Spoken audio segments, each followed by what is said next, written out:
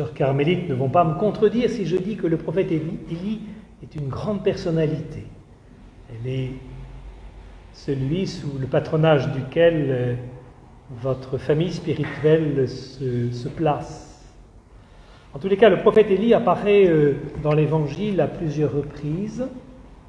Au début, à travers cette figure du Baptiste, dont certains pensaient que c'était le prophète Élie devant revenir, puisque le judaïsme considère que celui qui annoncera le Messie, c'est Élie revenu. Alors vous avez entendu ce que le Christ dit à ce sujet, nous allons y revenir. Ce prophète Élie qui est donc à l'origine de la mission, préparée par Jean le Baptiste, et puis qui apparaît au terme, lorsque sur la croix, le Christ, en appelant à son Père, Eloi, Eloi, lama sabachthani, un certain nombre de participants de l'événement pensaient qu'il appelait le prophète Élie, comme pour nous dire qu'avec la mort de Jésus s'accomplit la manifestation du Messie dans sa plénitude, et que Élie ne peut être que là pour reconnaître en Jésus le Messie. Il est intéressant dans cet entre-deux de retenir justement ce que Ben Sirac, le sage, nous dit du prophète Élie.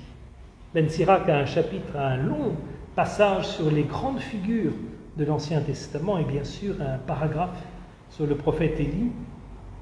Et je retiens que dans sa mission, et en particulier dans sa mission associée au Messie, Ben Sirac nous dit, tel qu'il est écrit, il sera là, mais Élie, pour apaiser la colère, avant qu'elle n'éclate, afin de ramener le cœur des pères vers les fils et de rétablir les tribus de Jacob.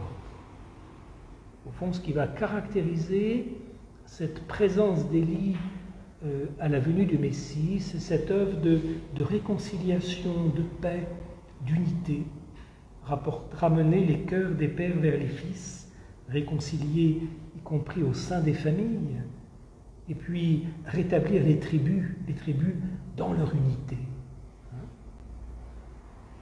Nous nous souvenons que lorsque se manifeste en la personne de Jésus le Messie, il est celui qui, par sa mort, réunit en un seul peuple ceux que leurs péchés avaient séparés. Il rétablit l'unité entre la famille humaine et les enfants de Dieu. Cette mission d'unité manifestée par le prophète Élie trouve aujourd'hui avec Notre-Dame ou la Vierge de Guadalupe comme un prolongement. Il est quand même très troublant qu'en 1531, quand la Vierge Marie apparaît à Juan Diego, elle apparaît métisse, avec des tenues d'Aztèques, avec un manteau tissé à la manière des vêtements des Amérindiens. Et Juan Diego portera sur son poncho cette image d'une Vierge Marie partageant la culture de son peuple. Le pape François et avant lui le pape Jean-Paul II insistaient beaucoup. Jean-Paul II en se rendant à Guadeloupe, le pape François aussi en parlant encore l'année dernière, il disait de la Vierge Marie, telle qu'elle se manifeste à Guadeloupe, qu'elle est éminemment la métisse. Par son oui et par l'accueil de son Fils, elle est métissée à Dieu. Elle partage avec Dieu quelque chose d'intime. Et par son Fils également, qui nous la donne pour mère, elle est métissée avec toute l'humanité. Ce métissage de la Vierge Marie, partageant, touchant à la nature du Seigneur, de son Fils, à la nature divine, et touchant éminemment à la nature humaine dans sa mission de mère, Voilà quelque chose qui est fort. Et cette année, nos amis du Canada fêtent Notre-Dame de Guadalupe dans cette dynamique d'une présence aux Amérindiens telle qu'elle s'est révélée dans son apparition,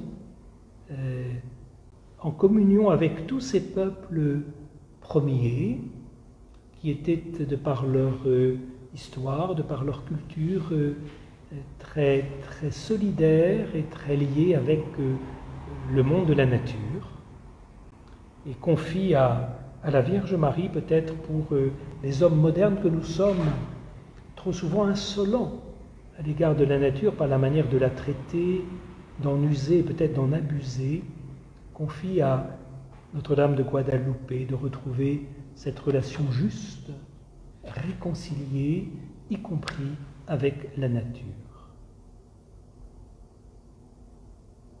Unissons-nous à toutes ces intentions portées par les communautés d'Amérique continentale, très sensibles à cette unité et réconciliation de toutes choses dans le Christ avec sa mère.